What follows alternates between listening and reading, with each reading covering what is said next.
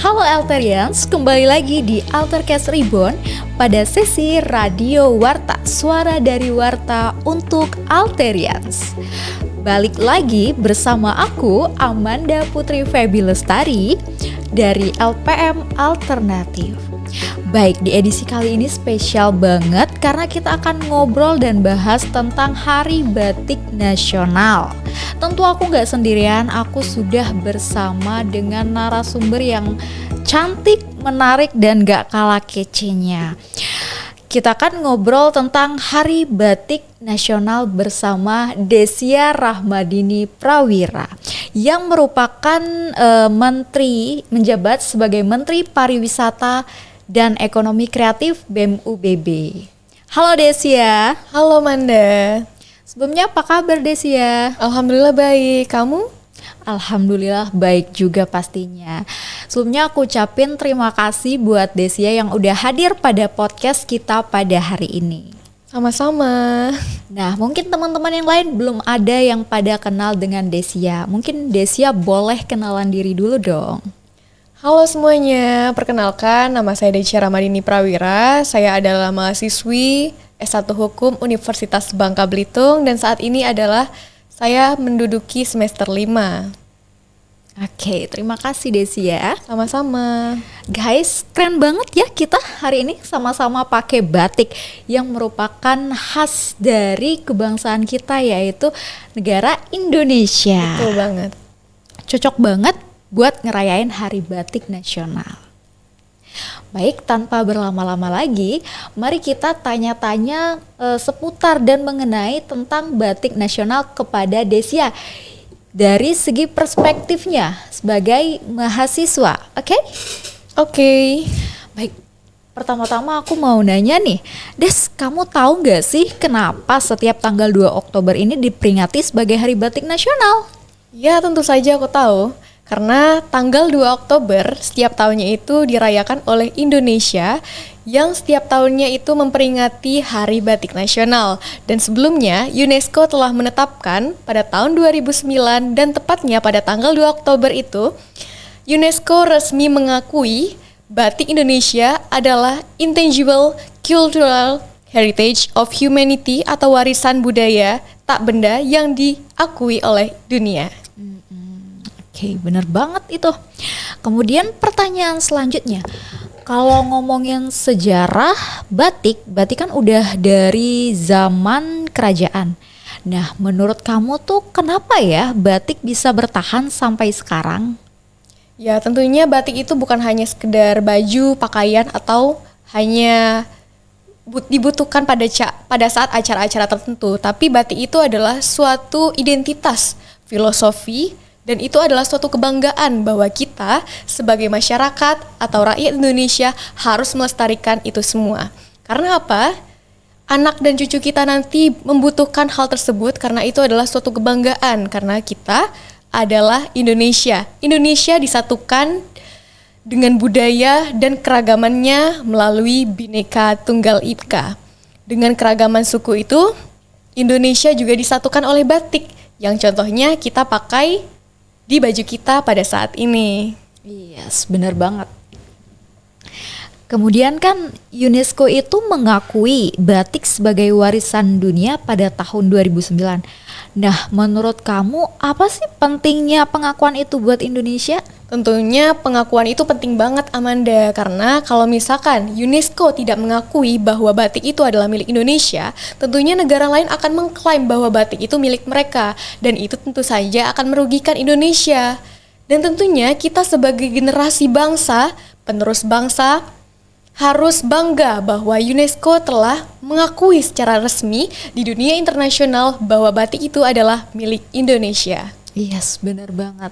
Tentu. Jangan sampai diklaim sama negara lain ya. Betul banget. Karena itu batik merupakan kebanggaan kita, ciri khas kita yang harus dilestarikan. Betul banget.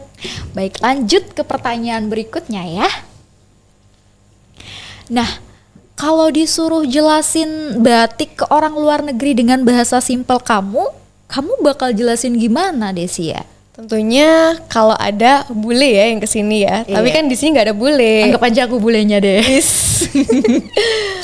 Kalau seandainya kamu jadi bule nih, aku Yeah. bakal bilang sama kamu, batik itu adalah milik Indonesia.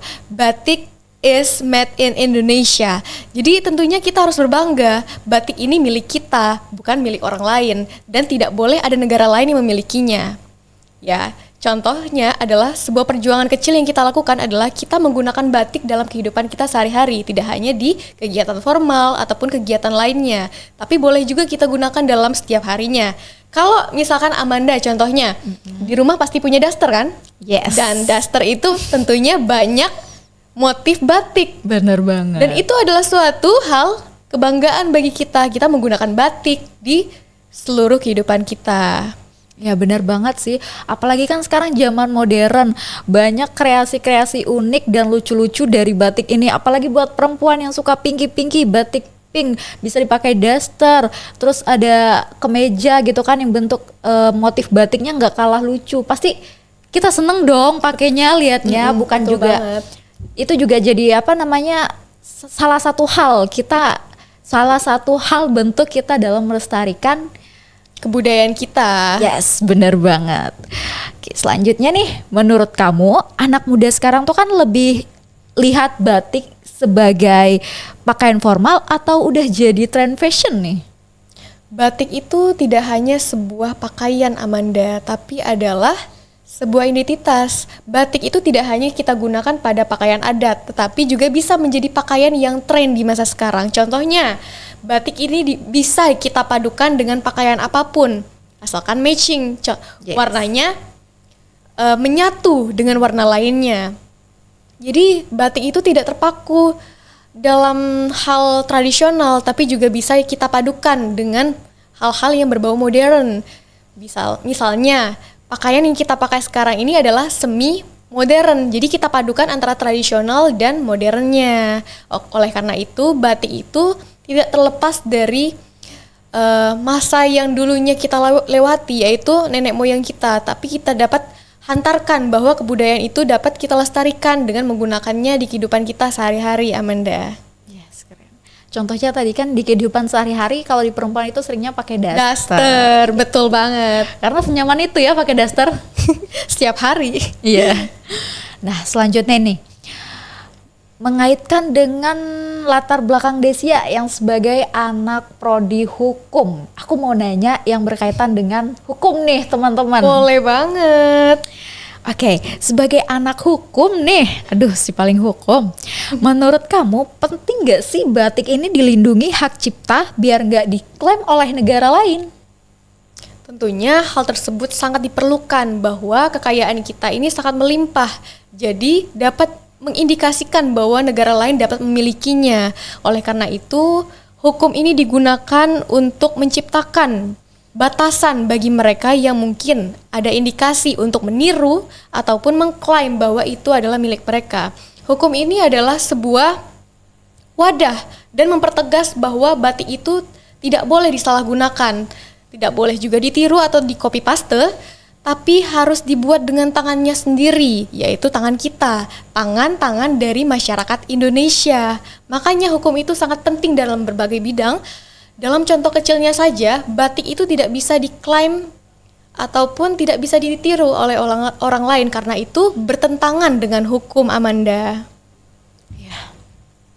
Ngeri banget kalau soal udah bertentangan dengan hukum ya teman-teman. Betul, dengan begitu batik tetap punya legal standing sebagai warisan asli dari Indonesia. Yes, benar banget.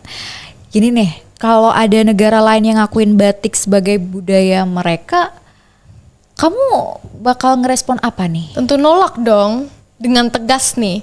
Kan sudah kita katakan bahwa batik itu adalah milik kita dan UNESCO juga sudah mengakuinya dalam keputusannya tepat pada tanggal 2 Oktober 2009, Amanda. Jadi secara tegas, aku sendiri ataupun kamu itu harus menolak dengan tegas mereka yang mengakui bahwa batik itu adalah milik mereka.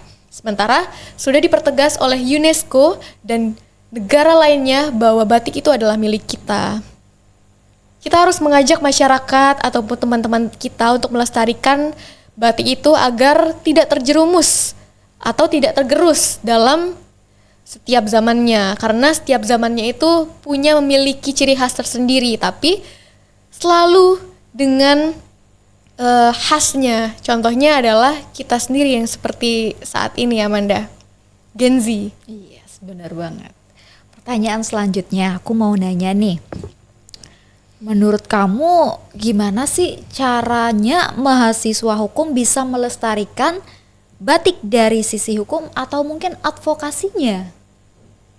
Bagaimana? Tentunya sebagai mahasiswa hukum, saya bisa berperan dengan cara melakukan edukasi kepada teman-teman saya ataupun kepada mahasiswa lain, baik itu di program studi hukum ataupun di program studi lainnya. Bahkan kalau bisa saya bisa mensosialisasikan dan memberikan pemahaman bahwa batik itu tidak hanya terlepas dari daerah kita saja, tapi bisa dikenal oleh dunia.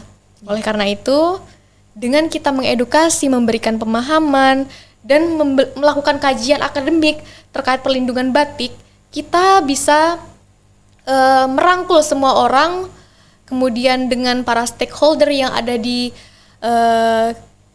bidang lainnya, tentunya batik itu dapat kita lestarikan dengan baik hingga saat nanti, Amanda. Benar. Nah, bicara soal batik tadi, kamu tuh setuju nggak kalau batik itu menjadi simbol dari nasionalisme? Batik itu bukan hanya sekedar simbol nasionalisme, tapi adalah suatu persatuan bahwa kita mencintai negara kita. Dengan kita menggunakan, dengan kita mempromosikan, dengan kita terus menyiarkan bahwa batik itu adalah milik kita, kita tidak hanya mencintai diri kita sendiri, tapi kita juga mencintai bangsa kita sendiri. Pastinya ya, kita harus mencintai. Betul banget.